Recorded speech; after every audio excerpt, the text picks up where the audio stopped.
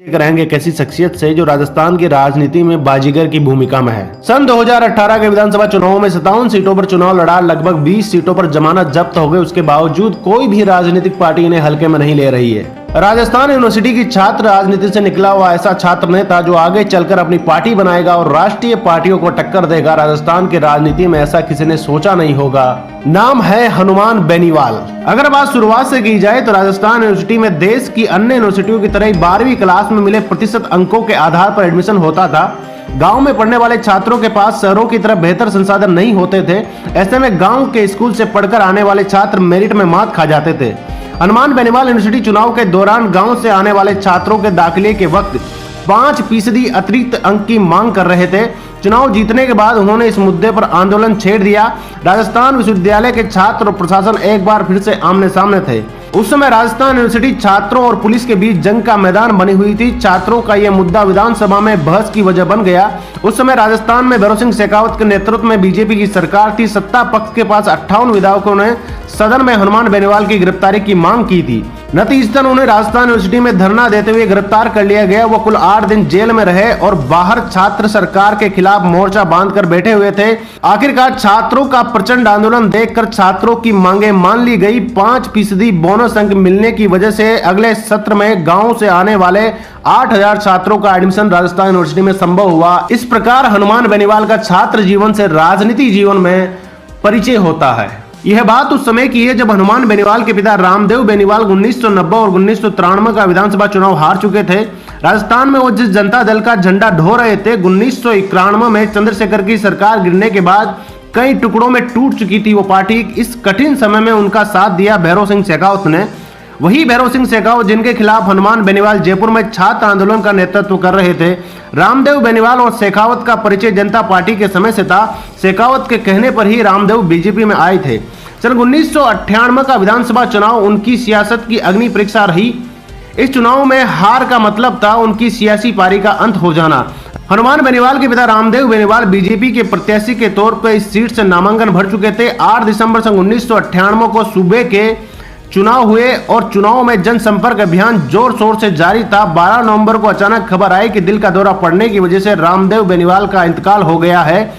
यह परिवार और पार्टी दोनों के लिए अप्रत्याशित था।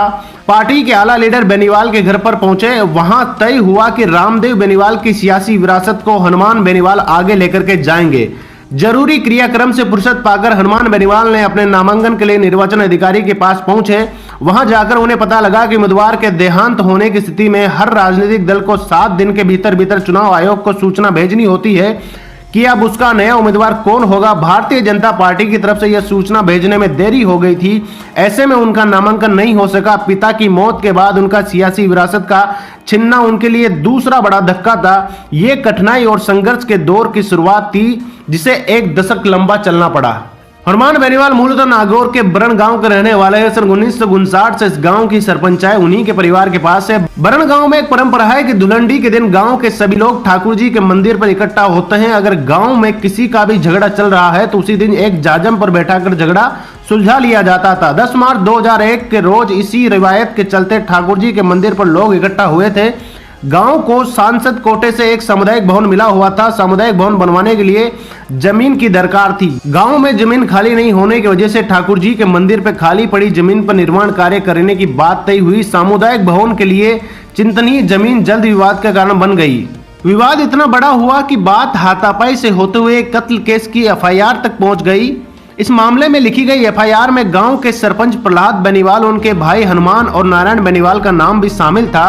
प्रहलाद को उसी दिन गांव से गिरफ्तार कर लिया गया जबकि हनुमान बेनीवाल घटना के तीसरे दिन पुलिस की गिरफ्त में थे।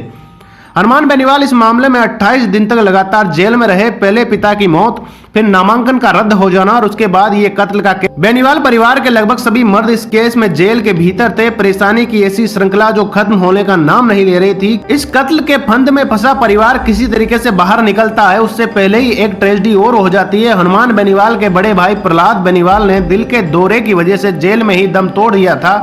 इस घटना ने परिवार को पूरी तरीके से तोड़ दिया। CRPC की 169 नंबर की धारा कहती है अगर मामले की तफ्तीश कर रहे पुलिस अधिकारी को यह लगता है कि गिरफ्तार किए गए शख्स के ऊपर कोई मामला नहीं बनता तो वो उसे छोड़ सकता है।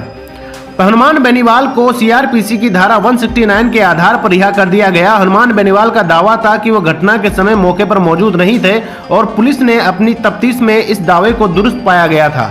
अब धीरे धीरे हनुमान बेनीवाल राजनीति में पैर पसारते जाते हैं। समय आता है 2003 का। हनुमान बेनीवाल को बीजेपी का टिकट नहीं मिला था, लिहाजा उन्होंने लोक दल का दामन थाम लिया था। अपने पिता की परंपरागत मुंडवा सीट से वो मैदान पर उतर गए। इस चुनाव में मुंडवा में मुकाबला बहुत दिलचस्प था।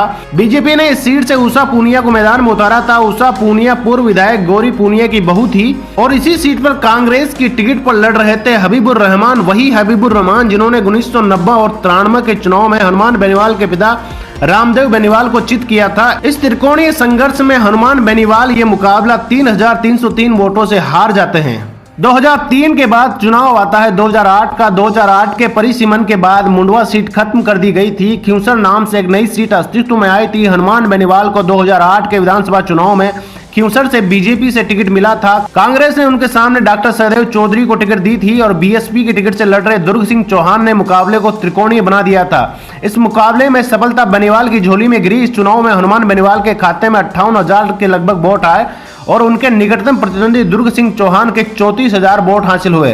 कांग्रेस के सहदेव चौधरी महज 17,000 वोटों पर ही सिमट गए थे। लंबे वर्ष के संघर्ष के बाद आखिरकार हनुमान बेनीवाल विधायक बन चुके थे और अपने पिताजी की विरासत को आगे बढ़ाने लगे थे। इसके बाद एक और चुनाव आता है जहां पे हनुमान बेनीवाल की जीत होती है और इसके बाद आता है राजस्थान विधानसभा चुनाव 2018, जहां पर हनुमान बेनीवाल किसी पार्टी से नहीं बल्कि अपनी ही पार्टी के दम पर चुनाव मैदान पर उतरे। सभी राजनीतिक पार्टियों को बता दिया कि इतने संघर्ष के बाद निकला हुआ छात्र नेता किस तरीके से अपनी पार्टी बनाकर बड़ी राष्ट्रीय पार्टियों से लोहा ले रहा है। अगर बात में अभी तक एक भी जाट मुख्यमंत्री का सपना पूरा नहीं हो पाया। हालांकि यहां अधिकतर जाट समुदाय ही बसता है। जातिवाद की राजनीति के बजाय संपूर्ण राजस्थान के अगड़े पिछड़े व किसानों की आवाज बनकर सामने आ रहे हनुमान बेनीवाल को राज्य में तीसरा मोर्चा बनाने का जबरदस्त समर्थन मिल रहा है। हनुमान बेनीवाल के पुराने साथी रहे किरोड़ी लाल मीणा द्वारा अचानक भाजपा का दामन थामने के बाद अब खिंवसर विधायक अकेले हैं।